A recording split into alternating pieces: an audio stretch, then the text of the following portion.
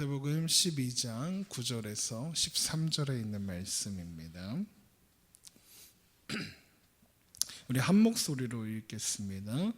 거기에서 떠나 그들의 회당으로 들어가시니 한쪽 손 마른 사람이 있는지라 사람들이 예수를 고발하여 하여 물어 이르되 안식일에 병 고치는 것이 옳으니이까 예수께서 이르시되 너희 중에 한 사람이 양 한 마리가 있어 안식일에 구덩이에 빠졌으면 끌어내지 않겠느냐 사람이 양보다 얼마나 더 귀하냐 그러므로 안식일에 선을 행하는 것이 옳으니라 하시고 이에 그 사람에게 이르시되 손을 내밀라 하시니 그가 내밀매 다른 손과 같이 회복되어 성하더라. 아멘. 오늘도 살아계시는 하나님 앞에 기쁨과 감사로 또 예배함으로 나아가는 저와 여러분 되시기를 주님의 이름으로 축원합니다. 오늘 말씀은 어쩌면 지난주에 나누었던 말씀의 연장선 속에 있다라고도 할 수 있겠습니다. 그런데 그곳에 한 사람이 더 등장합니다. 손 마른 사람이라는 이야기가 등장해서 오늘은 그 율법과 그리고 고통에 대해서 이야기를 나누려고 합니다. 예수님께서 회당에 들어가셨을 때 한쪽 손 마른 사람이 앉아 있었습니다. 예수님이 회당에 들어오셨을 때 사람들이 이 사람을 이용합니다. 평소에는 아마 관심도 갖지 않았었을 그럴 존재였을 겁니다. 그런데 그 사람을 이용합니다. 안식일에 병 고치는 것이 옳습니까? 바로 앞부분에서 제자들이 안식일에 밀밭을 지나다가 이삭을 자른 일 때문에 안식일에 하면 안 되는 행동을 왜 합니까? 라고 물었던 질문의 연장선이죠. 이것이 옳습니까? 라고 지금 예수님께 다시 한번 옳고 그름에 대한 문제를 묻고 있는 겁니다. 그런데 이 사람들의 질문의 핵심이 뭐냐면 이게 옳습니까? 라는 겁니다. 뭐냐 하면 율법을 옳고 그름의 기준으로만 사용하고 있는 겁니다. 너는 틀렸고 너는 잘못했다의 기준으로만. 그래서 하나님께서 이 율법을 주신 안식일을 주신 의미와 또 그 내용에는 관심이 없는 겁니다. 왜 하나님께서 율법을 주셨는가? 예수님은 그들의 생각을 아시고 묻습니다. 안식일에 선을 행하는 것과 행하지 않은 것 어느 것이 옳으냐? 라고 묻는 거죠. 너희가 아직도 나한테 옳은 것을 묻느냐? 옳음을 위해서 허락하신 율법이 아니다. 옳음은 선을 행하기 위해서 있는 것이다 라고 대답하시는 거죠. 율법의 정신은 심판에 있는 것이 아니라 울타리라고 말씀드렸던 거 기억하실 겁니다. 하나님께서 여기 넘어가면 위험해 라고 쳐놓으신 울타리입니다. 그래서 이 울타리를 가지고 그 너머로는 가지 말라는 겁니다. 그래서 계명들이 이거 하지 말라 저거 하지 말라라고 주신 겁니다. 그런데 여기서 더 가야 하죠. 우리 믿는 자들은 더 가야 합니다. 가지 말라고 한 방향의 반대쪽으로 가면 잘 가는 거겠죠. 이걸 적극적인 신앙이라고 합니다. 적극적으로 그 반대쪽으로 가야 하는 겁니다. 그 반대쪽을 한마디로 하면 뭘까요? 사랑입니다. 그래서 예수님께서 율법의 핵심이 무엇입니까? 묻는 그 율법 학자에게 마음을 다하고 목숨을 다하고 뜻을 다하여 주 너희 하나님을 사랑하라 하셨으니 이것이 크고 첫째 되는 계명이요 둘째도 그와 같으니 이웃을 내 자신과 같이 사랑하라 라고 하나님 사랑과 이웃 사랑이 율법의 핵심이다라고 말씀하신 겁니다. 율법의 기준이 제시하는 방향으로 가라는 것이 율법의 핵심인 겁니다. 여기 넘어오지 말고 반대쪽으로 가. 그것이 사랑이야 라고 그 방향을 따라 살아야 한다고 이야기하는 것입니다. 그런데 우리는 본능적으로 뭘 따지고 싶으냐면 이게 죄야 죄가 아니야를 따지고 싶습니다. 물론 이것도 필요하죠. 그리고 중요합니다. 죄의 길을 가지 않으려고 하는 애씀 필요하죠. 그마저도 안 하는 사람들이 얼마나 많습니까? 최근에 이슈가 되고 있는 미투 운동에서 사람들이 그게 잘못인지 모른다는 거 아닙니까? 그 미투 운동의 핵심이 뭐냐면 위계에 의한 성폭행, 성추행이라고 하는데 이 위계에 의해서 죄를 저지르는 사람은 그게 죄인 줄 모른대요. 그게 사랑이라고 생각한답니다.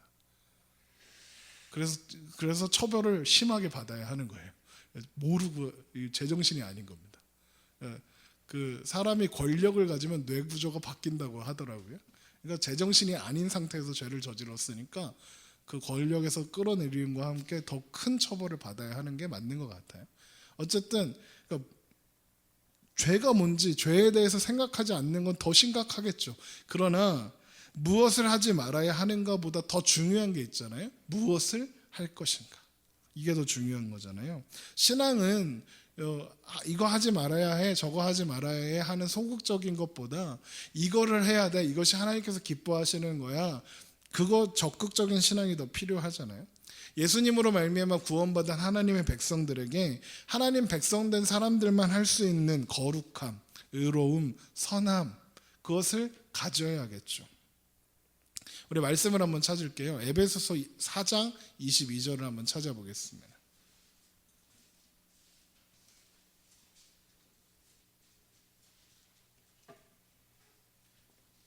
에베소 4장 22절.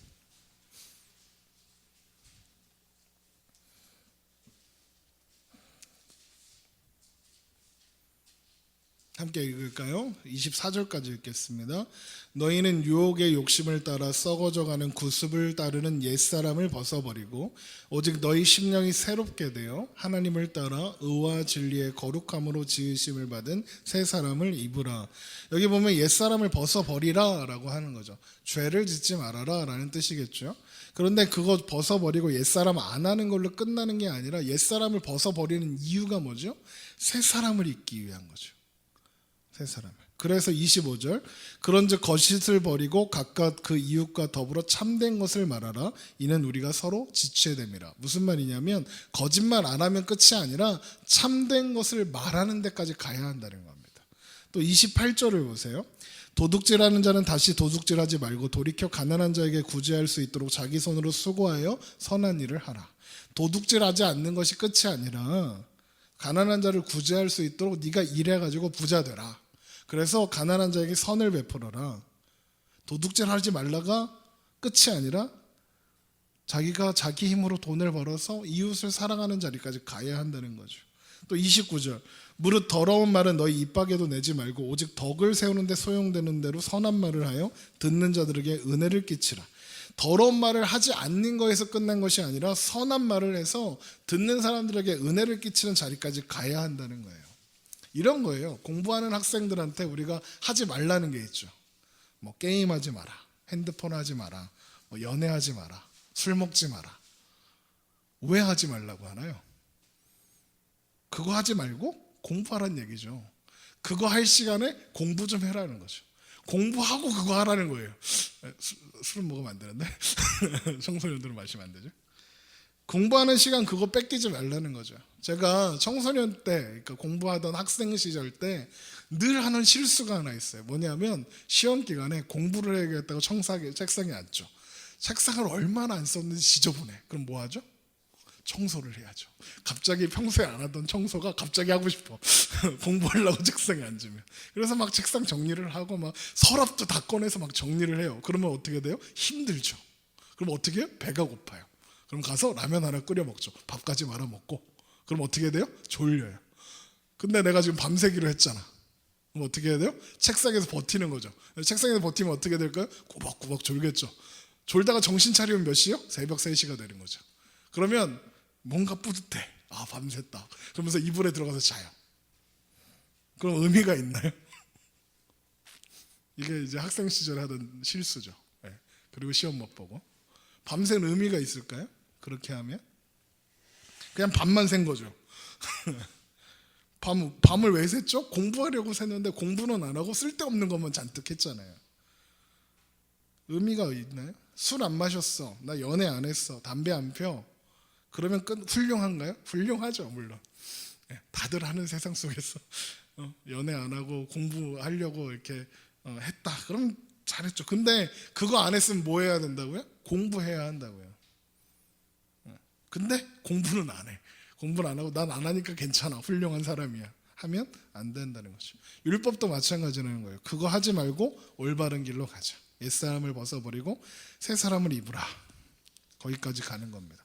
같은 에베소서 5장 4절에 한번 가보세요. 이렇게 넘기셔서 5장 4절에 한번 가보세요. 이런 말씀이 있어요. 누추함과 어리석은 말이나 희롱의 말이 마땅하지 아니하니 오직 감사하는 말을 하라. 오히려 감사하는 말을 하라. 감사하는 말을 하라가 예수 믿는 자들에게 필요한 십자가 정신, 율법의 정신이 우리에게 공통적으로 가르치는 거예요. 우리에게 덕스러운 자가 되고 거룩한 자가 되고 선한 자가 되고 의로운 자가 되고 진리와 생명이 있는 자가 되었으니 그렇게 되라는 거예요. 하나님의 나라와 의를 구하고 하나님이 기뻐하시는 길로 가는 그 사람들. 이게 율법을 주신 이유인 거예요. 그거 하지 마라 해서 끝나고, 그러니까 그거 율법 세워놓고 너 이거 안 지켰으니까, 우리가 주일을 딱 정해놓고 주일 예배 안 드렸으니까 넌 죄인이고 나는 드렸으니까 의인이고, 이거 하지 말라는 거예요. 그거 해서 너를 덕스러운 길로 가게 하라는 거예요. 넌 옳고 난 옳고 넌 틀렸어, 이거 하지 말고 하나님이 옳으심이 가리키는 방향으로 가라는 거예요. 그런데 오늘 이야기 속에 등장인물이 하나 더 있죠. 손 마른 사람입니다. 보통 이 손 마른 사람의 병이 선천적인 병이 아니라 그 후천적으로 사고 때문에 생긴 병으로 보통 성경학자들이 보더라고요. 석공이었다고 합니다. 이 사람이 석공이었을 걸로 추정해요. 이제 돌을 만지는 사람이죠. 그러다가 사고가 난 거예요. 사고가 나서 팔을 다쳤는데 그 당시에 뭐 제대로 된 치료를 받을 수 있었겠습니까? 그러니까 제대로 된 치료를 받지 못하니까 근육이 마비가 된 겁니다. 그래서 그 근육이 마비되면서 이제 그 마비된 쪽이 이렇게 말라 들어가는 거잖아요. 그런 상황인 거예요. 생각해 보면 석공을 평생 해온 사람에게 손이 다쳐서 손이 마비되고 손이 마른 그 손 마른 병에 걸린 이 사건은 그 사람에게 말도 안 되는 고통이었을 겁니다. 뭔가 되게 쓸모 없어진 느낌이 들었을 거예요. 그거 할 수 있는 일이 뭐였냐면 그냥 회당 구석에 앉아 있는 거였어요. 그러니까 뭐 할 수 있는 게 없는 거죠. 그때 예수님께서 회당에 들어오신 거죠. 그리고 예수님께서 그를 바라보셨겠죠. 사람들이 그때 귀신같이 예수님이 그 사람을 바라보는 그 눈길을 느낀 거예요. 왜? 예수님이 저 사람 고쳐줄 것 같거든. 근데 그날은 안식일이었어요. 그래서 예수님을 잡으려고 율법을 어겼다는 것을 종교 재판을 회부하려고 잡으려고 고발할 기회를 잡았다고 생각하고 묻는 거예요. 안식일에 사람을 치료하는 것이 옳습니까? 그들의 답은 뭘까요? 치료하면 안 된다는 거예요. 병 고치는 것은 의사에게 일이잖아요. 그러니까 일하면 안 되니까 하는 거예요. 그래서 율법에는 이렇게 자세히 안 나와 있어요. 근데 이거를 안식일을 제대로 지키면 어떻게 해야 될까 연구해갖고 걔네들이 써놓은 게 있는데 그게 전통이라는 거예요. 그 전통에 수백 가지 조문들이 있어요. 율법의 조문들이라고 해서 이게 붙여놓은 주석들 같은 거예요. 안식일에 이렇게 하면 돼. 그래서 몇 미터 이상은 걸어가도 되고 뭐 하면 돼. 그러니까 이런 거예요. 요즘에 유대인들이 지키는 그 율법은 이런 거예요. 냉장고를 열어도 돼요. 근데 음식을 꺼내면 안 돼요. 뭐 그런 거. 그래갖고 그 음식을 꺼내면 안 되면 그럼 밥은 누가 차려요? 못 차리잖아요. 그래서 그거를 하는 알바생들이 있다잖아요. 진짜 웃긴 거죠. 근데 의사도 마찬가지예요. 사람이 죽게 됐는데 그거 내비두면 됩니까? 안 되잖아요. 그러니까 중환병에 걸려서 지금 막 죽으려는 응급한 환자면 살려야 하는데 조건이 있어요. 뭐 어떤 조건이 있냐면 병이 악화되는 걸 막으면 되는데 낫게 하면 안 돼요. 이해되십니까? 되게 웃기죠. 상처에 붕대는 감을 수 있는데 약을 바르면 안 돼요. 그러니까 상처가 나서 붕대를 감아도 되는데 당시에 약은 이제 기름이거든요. 그 기름을 바르면 안 돼요. 바르면 나으니까요. 귀가 아픈 사람한테 아무것도 안 묻은 그냥 솜을 꽂아주는 건 괜찮은데 거기에 약을 발라서 꽂아주면 안 된대요. 진짜 웃긴 거예요. 이런 걸로 시비를 거는 겁니다. 예수님은 다시 한번 물어요. 옳고 그름에 대해서 묻는 그들에게 그거 아니라고. 율법을 주신 하나님의 마음이 이런 거라고 말씀하세요. 오늘 본문 11절에 예수께서 이르시되 너희 중에 어떤 사람이 양 한 마리가 있어 안식일에 구덩이에 빠졌으면 끌어내지 않겠느냐. 사람이 양보다 귀하지 더 얼마나 더 귀하냐. 그러므로 안식일에 선을 행하는 것이 옳으니라 하시고 그 사람을 치유하시죠. 율법의 정신을 말씀하시는 자리에 손 마른 사람을 두셨어요. 그래서 그 사람을 치유하시죠. 여기에서 우리가 발견하는 게 뭐냐면 하나님이 굳이 그 자리에 왜 그 사람을 두셨을까 하는 거예요. 그 사람에게 그리고 우리에게 하시고 싶은 이야기가 있는 거겠죠. 율법을 왜 주셨다고요? 우리를 괴롭히려고 주신 것이 아니라 하나님의 뜻을 이루게 하기 위해서 주신 것처럼 이 사람에게 있는 이 고통, 그것도 이 사람을 시험하고 고통스럽게 하려는 것이 아니라는 거죠. 하나님이 이 사람을 통해서 이루시고자 하는 일이 있다는 거예요. 그 고통을 통해서 하나님의 뜻을 이루시기 위해서. 예수 믿는 사람들이, 교회 다니는 사람들이 궁금해하는 주제 중에 하나가 뭐냐면 오늘 질문이죠. 고통에 대한 거. 왜 고통이 옵니까? 나 예수님 믿는데 나 왜 이렇게 힘듭니까? 하나님 나한테 왜 이러십니까? 라는 질문이죠. 신앙을 가지고 고통을 피하고 싶어요. 저도 그렇습니다. 누구나 다 그런 것 같아요. 그런데 오늘 말씀은 고통을 피하자가 아니라 고통이 우리를 시험하거나 괴롭히려는 게 아니라 하나님이 우리를 다루시는 방법일 수 있다라고 말씀하시는 거예요. 우리 로마서에 있는 말씀을 한번 찾아볼까요? 로마서 5장 1절입니다.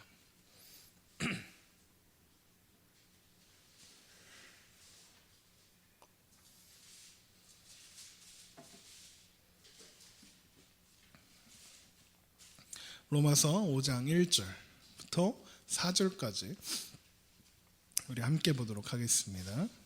로마서 5장 1절부터 4절 함께 읽죠. 그러므로 우리가 믿음으로 의롭다 하심을 받았으니 우리 주 예수 그리스도로 말미암아 하나님과 화평을 누리자. 또한 그로 말미암아 우리가 믿음으로 서 있는 이 은혜에 들어감을 얻었으며 하나님의 영광을 바라고 즐거워하느니라. 다만 이뿐 아니라 우리가 환난 중에서도 즐거워하나니 이는 환난은 인내를, 인내는 연단을, 연단은 소망을 이루는 줄을 알미로다. 믿음으로 의롭다함을 받았대요. 그래서 하나님과 화목되었고 하나님 앞에 구원받고 하나님의 영광을 바라고 즐거워하는 자리로 데려가셨는데 그리고 나서 나오는 게 있어요. 그게 뭐예요? 환난이에요. 고통이죠. 그런데 고통이 소망을 이룬대요. 이게 무슨 말이냐? 고통이 하나님의 자녀들, 하나님의 자녀로 부름받은 자들을 괴롭히려고 하시는 것이 아니라 하나님께서 다루시는 손길이라는 거예요. 그 고통이 우리에게 어떤 좋은 것을, 복된 결과를 이루어내시기 위한 하나님의 방법이라는 거죠. 그래서 환난이 소망을 이룬다라고 말씀하시는 거예요. 왜 그럴까요? 왜 고통이 하나님이 우리를 다루시는 손길이라고 할까요? 왜냐하면 고통 속에 있을 때 우리가 생각을 해요. 어떤 생각을 하냐면 하나님을 찾아요. 고통 속에 있을 때, 우리가 어려움에 있을 때 하나님이 필요하다는 것을 알게 되고 하나님을 찾아요. 제가 언젠가 그 어떤 모임, 그러니까 이제 그 중년의 남성분들이 모여 있는 그런 선교회 이런 미팅이 한 열 몇 분 이렇게 모이신 자리에 가서 말씀을 전할 기회가 있어서 제가 말씀 전하면 뭐 하겠어요? 우리 교회 자랑하는 거지. 우리 교회 이렇게 해서 이렇게 됐고 이렇게 와 이런 얘기를 해요. 그리고 나서 이야기가 끝나고 이제 차를 마시면서 이야기를 하는 자리에서 어떤 분이 그러는 거예요. 그러니까 그분이 이제 이런 거예요. 이렇게 되게 크게 사업을 하셨었대요. 그래서 연매출이 뭐 수십억 대 이를 정도의 큰 사업을 하셨는데 IMF 때 쫄딱 망하신 거예요. 완전히 망하셨대요. 그래서 지금은 그냥 사신대요. 웃으시면서 얘기하셨더라고요. 그러니까 어려워지셔서 좌절의 시간들을 보내고 지금 이 자리에 오신 거죠. 근데 그분하고 얘기를 하시다 그분이 그러시는 거예요. 목사님을 내가 잘 나갈 때 만났어야 되는데 그랬으면 참 좋았을 텐데 그러는 거죠. 자기가 사회적 지위도 있고 돈도 있고 그랬을 때 만났으면 내가 목사님 하시는 사역도 이렇게 막 도와드리고 했을 텐데 지금에서야 다 망하고 나서 만나서 참 아쉽다 그러는 거죠. 옛날이 좋았다 이런 뜻이라기보다는 그때 그 좋았던 것과 지금의 이 만남이 이렇게 결합되면 참 좋았을 텐데 이런 생각을 하시는 거겠죠. 그래서 제가 이런 말을 자주 들어요. 뭐 만남 미팅가 왜 그런 말 자꾸 듣게 하시는지 모르겠는데 그런데 그 말을 들을 때마다 생각하는 게 있어요. 만약에 이분이 이 자리에 계시지 않고 잘 나가는 상황이었다면 이 만남이 있었을까라는 생각을 하게 돼요. 아마 없었을 거예요. 그랬으면 우리가 만날 수 있었을까? 못 만났을 거예요. 아마 만나기 엄청 어려웠겠죠. 잘 나가고 먹고 살만하면요, 목사를 만나러 안 와요. 저희 카페에 제가 목사인 줄 아는 분들이 오시거든요, 손님으로. 그런데 그런 분들은 다 와서 1시간, 2시간 동안 떠들다 가세요. 그럼 제가 뭐 하겠어요? 그 카운터에 이렇게 팔짱, 이렇게 팔 기대고 이렇게 서서, 아, 그러시구나. 아, 그러시구나. 아이고, 힘드셨겠다. 네. 제가 어떤 분한테는 5번을 똑같은 이야기를 2시간씩 들었어요. 5번을. 올 때마다 똑같은 얘기 하셔. 그래서 아, 그러셨구나. 그러면서 그 얘기 중에 꼭 나오는, 그러니까 아마 얘기하다가 미안한가 봐. 그래서 꼭 그런 얘기, 자기도 옛날에 교회를 다녔었다는 거지. 자기도 옛날에 교회를 다녔었는데 막 이렇게 힘들어지고 어려우니까 교회를 못 가게 되더라는 거지. 그래서 아, 그러면 돌아가셔야죠 막 이러면, 아, 내가 언젠가는 돌아가겠지 막 이러면서 뭐라고 꼭 얘기, 내가 돌아가면 하늘소리에 간다고. 그날이 언제가 올지. 막 그런 분들이 많아요. 근데 그분이 그렇게 잘 나가시고 그런 상황이면 목사 안 찾아요. 하나님 안 찾는다니까. 하나님 찾을 일이 별로 없어요. 우리는 생각하죠. 고통 없이 그냥 편하게 살았으면 좋겠죠. 하나님 아는 것도 그런 고통 없이 그냥, 와, 하나님, 나 잘 먹고 잘 살아도 하나님 열심히 알려고 할 건데. 근데 하나님이 그렇게 안 하셔. 하나님 고통 안 주셨으면 좋겠는데, 하나님이요, 말씀을 주세요. 말로 하세요. 처음에는 돌아오라고, 하나님 앞에 살으라고 말씀하시죠. 안 되면 때리기도 하는 거예요. 우리가 자녀를 키울 때 그러잖아요. 처음부터 이렇게 야구방망이 드는 아빠는 없어요. 엄마는 없어요. 회초리 들고 시비 거는 사람은 없어요. 일단 말로 하죠. 야, 너 그러면 혼나. 너 그러면 혼나. 너 그거 하면 안 돼. 그러다가 안 돼서 회초리를 들잖아요. 회초리를 들면 애들이 뭐라고 해요? 아, 말로 합시다. 이러죠. 우리 집 애들만 그러나요? 예수님의 필요성을 인식하고 예수님의 소중함을 알게 되는 게 성도에게 되게 중요한 거잖아요. 이거 뺏기면 안 되고 잊어버리면 안 되잖아요. 그런데 아이러니하게도 고통이 그걸 만들더라고요. 고통이 그 자리로 우리를 인도해 가더라고요. 고통을 통과하면서 예수 그리스도와 함께하는, 예수님을 통해서만 만들어질 수 있는 일들이 만들어지더라고요. 그게 하나님이 하시는 일이라고요. 환난으로 만드신다. 환난은 인내를, 인내는 연단을, 연단을 소망을 이루는다. 그래서 고통도 우리를 괴롭히는 것이 아니라 율법이 우리를 괴롭히려고 있는 것이 아닌 것처럼 고통도 우리를 복되게 하기 위해서 있는 거라는 거죠. 그 마음을 가장 잘 확인할 수 있는 말씀이 시편 23편이에요. 우리가 너무 잘 아는 말씀이지만 한번 펼쳐놓고 이야기를 나누겠습니다. 시편 23편. 시편 23편 그러면 딱 떠오르는 문장이 있죠. 여호와는 나의 목자시니 내가 부족함이 없으리로다. 그런데 제 친구들은 저랑 이제 통화를 하다 보면 꼭 그런 얘기를 해요. 제가 목사니까 그러나 봐요. 야, 왜? 여호와는 나의 목자시지. 그치. 근데 난 왜 이렇게 부족한 게 많냐? 예, 그러죠. 한번 읽어볼까요? 여호와는 나의 목자시니 내가 부족함이 없으리로다. 그가 나를 푸른 풀밭에 누이시며 쉴만한 물가로 인도하시는도다. 내 영혼을 소생시키시고 자기 이름을 위하여 의의 길로 인도하시는도다. 내가 사망의 음침한 골짜기로 다닐지라도 해를 두려워하지 않을 것은 주께서 나와 함께 하심이라. 주의 지팡이와 막대기가 나를 안위하시나이다. 주께서 내 원수의 목전에서 내게 상을 차려주시고 기름을 내 머리에 부으셨으니 내 잔이 넘치나이다. 내 평생의 선하심과 인자하심이 반드시 나를 따르니 내가 여호와의 집에 영원히 살리로다. 아멘. 이 말씀만 보면 뭔가 한없이 넉넉하고 막 되게 여유로워 보이잖아요. 그런데 사실 이 시편 23편 다윗의 이 시는 그렇게 만만한 시는 아니에요. 왜냐하면 내가 사망의 음침한 골짜기로 다닐지라도 해를 두려워하지 않는다. 또 주께서 내 원수의 목전에서 내게 상을 차려주신다. 이 상이 밥상이에요. 밥상. 원수의 목전에서 원수가 나를 죽이려고 들었는데 하나님이 밥상 차려주신다는 얘기거든요. 이 고백이 왜 나올게요? 이게 쉽게 얻어진 결론이 아니라 많은 시련을 겪고 나서 도달한 고백이에요. 4절에 보면 내가 사망의 음침한 골짜기로 다닐지라도 해를 두려워하지 않는다. 이 표현을 그 시편하면 최고 권위자이신 김정호 교수님이 계시는데 이 부분을 이렇게 주석하셨더라고요.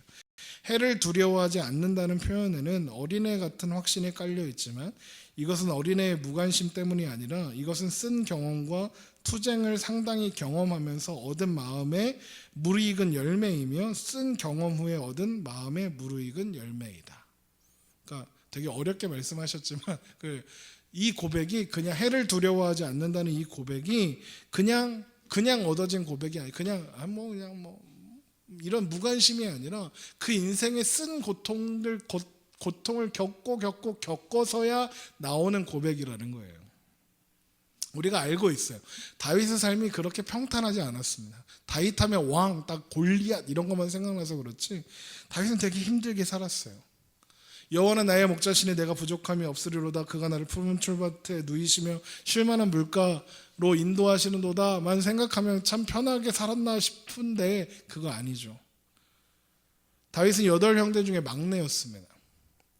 이스라엘과 블레셋에서 전쟁이 있어서 형들이 다 전쟁터에 나가고 다윗은 어려서 전쟁터에 못 나가고 양을 치고 있었죠. 하루는 아버지가 형들이 잘 지내는지 궁금해서 또 당시에는 그 군인이 먹는 밥하고 옷하고 이런 걸 다 집에서 내야 했대요. 나라에서 안 주고. 이상하죠. 그래서 그 밥하고 갈아입을 옷하고 이런 거 챙겨서 싸움터에 가는 거죠. 그랬더니 블레셋의 골리앗이라는 장군이 나와서 이스라엘을 모욕하는 거예요. 야 나와, 대표 나와서 싸워서 이긴 사람이 다 갖는 걸로 하자. 막 이렇게 시비를 거는데 못 나가요. 왜요? 엄청 크고 못 이길 것 같거든요. 야 니네 여호와 믿는 나라라며, 여호와 그렇게 쪼잔한 신이야? 막 이러면서 막 하는 거죠. 그러니까 다윗이 그거 듣고 있다가 감히 하나님과 하나님의 군대를 모욕하더니 내가 나하고 싸우겠어. 그랬더니 형들이 막 핀잔조에 헛소리 하지 마, 닥쳐, 가만히 있어. 근데 그 소문을 사울 왕이 듣죠. 그래서 사울이 데려오니까 안심하는 거죠. 어디 가서 요만한 꼬맹이가 이렇게 오더니 싸우겠다는 거예요. 그래서 사울이요 갑옷을 입혀요. 갑옷을 왜 입혔을까? 저는 그냥 상상해 보기에, 성경에는 그런 이야기가 없는데 상상해 보기에 놀리려고 입힌 것 같아요. 사울이 입는 그 갑옷이 당연히 안 맞죠. 그걸 왜 입혔을까? 무거워서 움직이기도 힘들었겠죠. 투구를 썼으면 앞도 안 보였을 거예요. 그거 왜 그렇게 했을까요? 놀리려고 한 것 같아요. 다윗은 그 수모를 겪는 중에 그 갑옷을 벗어놓고 목동 차림으로 물맷돌 5개 딱 들고 나가죠. 근데 이겨요. 한 방에 5개나 들고 갔는데 5개 날려서 맞춘 게 아니라 첫 방에 죽어요. 하루아침에 구국의 영웅이 된 거예요. 그래서 사울이 죽인 자는 천천히요, 다윗이 죽은 자는 만만이라. 그래서 국민 영웅이 되는 거예요. 그러니까 그렇게 해피엔딩, 그래서 다윗이 잘 먹고 잘 살았다 이러면 좋은데 사울이 밉죠. 그러니까 다윗이 자고로 권력자들은 자기보다 인기 있는 애가 나타나면 싫어해요. 그래서 사울이 다윗을 죽이려고 하는 거죠. 창을 던져주기도 하고 던져서 죽이려고도 하고 막 쫓아가고, 그러니까 할 수 없이 도망 다니기 시작하는 거죠. 다윗이 도망가다 갈 데가 없어서 어디로 가냐면 블레셋까지 가요. 블레셋은 적국이잖아요. 골리앗을 죽인 나라잖아요. 그래서 그 블레셋은 이제 부족 국가여서 이렇게 왕들이 여러 명 있었거든요. 그 가드에 있는 왕의 집에 가서 이제 그 아들 아기스에게 이제 정치적으로 망명을 한 거예요. 그러니까 당시에는 군사력이 딸리니까 다윗이 자기 그 졸개들 부하들 데리고 이렇게 찾아오니까 용병들이 온 거나 마찬가지거든요. 그래서 받아들이는 거예요. 그때 이제 근데 거기 용병들이 왔으면 뭐 하고 있어야 돼요? 뭐 하고 있어야 돼요? 밥값을 해야 되잖아요. 밥값을 한 600명이 따르고 있었으니까 얼마나 많이 이렇게 하겠어요. 어쨌든 근데 블레셋과 이스라엘 사이에 전쟁이 일어나요. 근데 블레셋이 싸우러 가죠. 근데 망명을 한 다윗이 자기도 싸우려고 가요. 그런데 생각해 보세요. 이스라엘하고 블레셋하고 싸우잖아요. 그러니까 블레셋에 좀 똑똑한 애가 있었나 봐요. 걔가 그러는 거죠. 제가 지금 이스라엘에서 왔는데 골리앗 죽인 놈인데 제가 전쟁하다가 뒤통수 치면 어떡합니까? 쟤 놓고 갑시다. 그래서 돌려보내요. 그래서 가다가 돌아와요. 그래서 아이 뭐 그래. 돌아와서 자기들이 머물고 있던 시글락이라는 곳에 돌아와서 보니까 거기에 두고 갔던 재산들 가족들이 다 잡혀가요. 아말렉이 쳐들어와가지고 우리가 없는 사이에 다 데리고 가버린 거예요.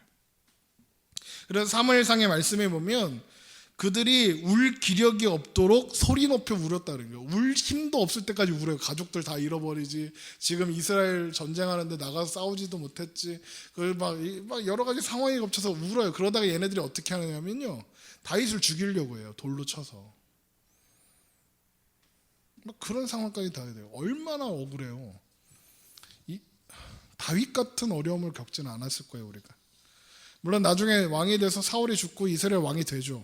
그리고 가장 위대한 왕이 됩니다. 주변의 나라들을 다 굴복시키고 왕권을 튼튼히 하죠. 하나님 앞에 복을 받죠. 그런데 그렇게 끝나지 않죠. 사랑하는 아들 압살롬이 배신을 해요. 그래서 반란 일으키죠. 그래서 피난길에 올라요. 시므이라는 사람이 따라오면서 저주를 해요. 그러니까 그 군대 옆에 있던 군대 장관이 내가 쟤 죽일게요. 그랬더니 다윗이 말리는 거죠. 이 일을 인하여 하나님이 나를 불쌍히 여기시기 원하노라. 저거 하나님이 시켜서 하는 거야. 내비둬. 지금 다윗이요, 압살롬의 반란 앞에서 화도 못 내요. 아들이잖아요.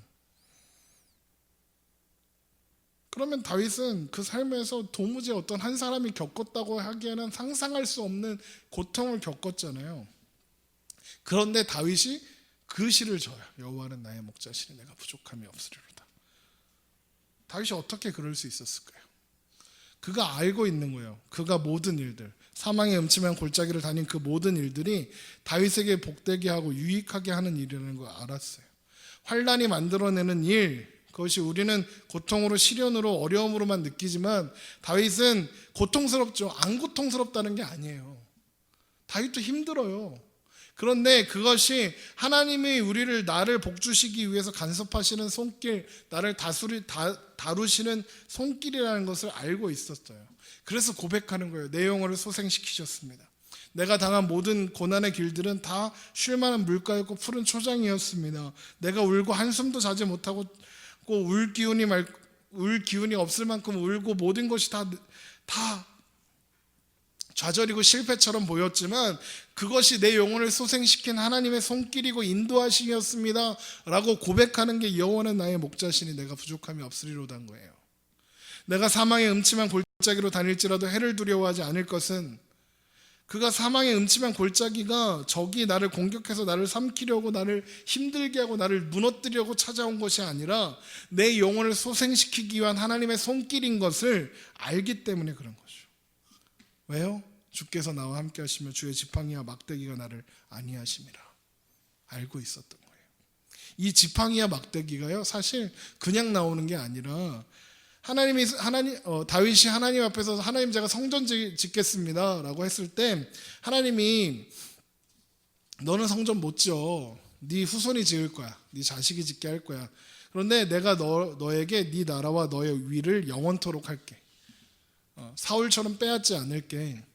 내 자손 중에 혹시 내 말 안 듣는 애가 있으면 내가 사울처럼 없애지 않고 사람의 매와 인생 채찍으로 징계하여 고쳐줄게 라고 하세요. 여기에 사람의 매와 인생 채찍이 지금 사망의 음침한 골짜기라고 다윗이 그렇게 이해하고 있는 거예요. 하나님이 약속하셨잖아요. 그래서 나를 죽이기 위한 공격이 아니라 나를 만들어내시는 손길이라는 것을 이해하고 있었던 거예요. 하나님이 이미 약속하셨거든요. 그래서 주께서 내 원수의 목전에서 내게 상을 차려주시고 기름을 내 머리에 부으셨으니 내 잔이 넘치나이다 고백하는 거예요. 원수가 내 앞에 있지만 하나님이 나한테 밥상 차려주신다는 거예요.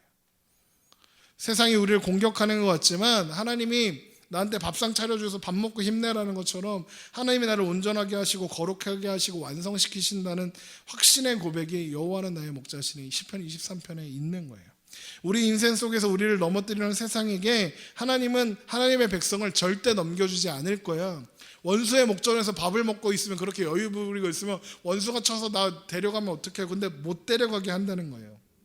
그래서 내 평생의 선하심과 인자하심에 반드시 나를 따르니 내가 여호와의 집에 영원히 살리로다 라고 고백하는 거예요. 하나님, 내가 하나님 있는 곳에 있겠습니다. 하나님의 통치와 하나님의 다스리심과 하나님의 인도하심이 있는 곳에 내가 머물겠습니다. 내가 그 모든 것에 하나님 나를 맡기겠습니다 라는 고백이 나오는 거죠. 율법을 주신 하나님이 십자가를 우리에게 주셨고요, 성령을 우리에게 주셨고요, 우리 인생을 허락하여 주셨어요.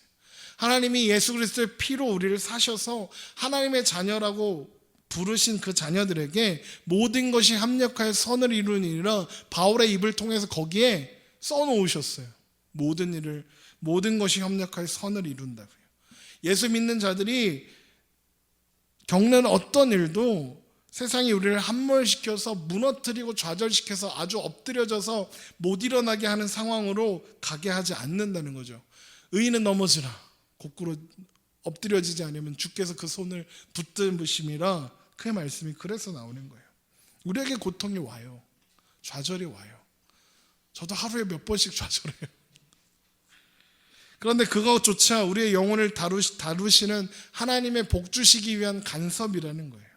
그래서 성도에게는요, 실패가 없는 거예요. 그래서 성도에게는 좌절이 없는 거예요. 현실적인 좌절과 실패가 없다는 것이 아니라 그 모든 것들도 모든 것이 합력하여 선으로 이루시느라 그 말씀 안에 들어있으니까요. 뭔가 공증해 놓으신 것 같지 않으세요? 이렇게 막 내용 증명 보내신 거예요. 하나님이 모든 것이 합력하여 선을 이루려. 너 힘들어? 모든 것이 합력하여 선을 이루려. 공증해 놓으셨어요. 사람이 감당할 시험 밖으로 너에게 당한 것이 없나니 오직 하나님은 미쁘사 너희가 감당하지 못할 시험을 허락하지 아니하시고 시험 당할 즈음에 피할 길을 내사 너희로 능히 감당하게 하시느니라. 우리가 겪은 어떤 일도 우리를 좌절하게 하거나 우리를 넘어뜨리기 위한 시련이나 절망이 아니라 하나님이 우리로 하여금 하나님을 찾고 하나님의 자녀로 살게 하시기 위해서, 하나님의 자녀로 세워가시기 위한 하나님의 인도하심이기도 한 거예요. 그것이 오늘 이야기를 통해서 보여주시는 하나님이 우리를 위해서 갖고 계시는 약속이고 증거고 또 우리에게 이루실 내용인 겁니다. 하나님이 우리 아버지세요. 누가 우리를 대적하겠습니까? 만약 하나님이 우리를 위하시면 누가 우리를 대적하리요? 자기 아들을 아끼지 아니하시고 우리의 모든 사람을 위하여 내주시니가 어찌 그 아들과 함께 모든 것을 우리에게 주시지 아니하겠느냐. 로마서 8장 31절 32절 말씀입니다.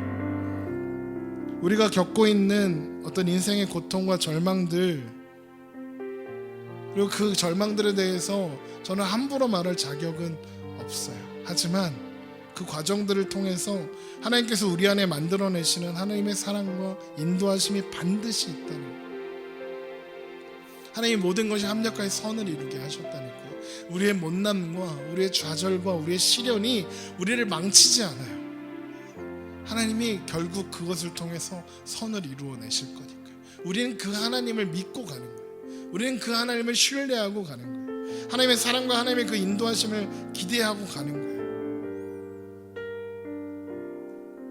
하나님이 율법을 왜 주셨다고요? 우리를 이끌어 가시려고요. 우리 틀렸어, 너 그러니까 탈락, 이거 하시려고 하는 게 아니고, 하나님이 고통을 왜 주신다고요? 율법과 마찬가지라고요. 하나님의 뜻을 이루시기 위해서, 하나님이 그것을 통해서 우리를 다루시고 계신다는 거예요. 우리가 그 고통들 앞에서 하나님을 찾고 하나님을 발견하고 하나님 앞에 더 가까이 가는 시간들이 되기를 소망합니다. 목사님, 제가 겪는 고통이, 제가 당하는 시련이, 제가 당하는 어려움이 얼마나 힘든지 아세요? 그런데 어떻게 그렇게 얘기해요? 네, 그래서 제가 자격 없다고 말씀드리는 거예요. 그러나 하나님께서 우리에게 그렇게 말씀하셔요. 그 일이 너를 끝장내지 않는다고, 그 일을 통해서 내가 너를 만들어 가시겠다고 그렇게 말씀하시는 거예요. 모든 것이 합력하여 선을 이루시니라. 그 말씀을 붙잡고 그 하나님을 신뢰하고 그 하나님의 말씀을 온전히 붙잡고 우리가 그렇게 오늘 하루를 순종하며 그 인도하심을 따라 살아가는 겁니다. 우리가 그 하나님 붙잡겠다고 고백하고 그리고 그 하나님 의지하고 살아가는 저 여러분 되시기를 주님의 이름으로 축원합니다. 기도하겠습니다.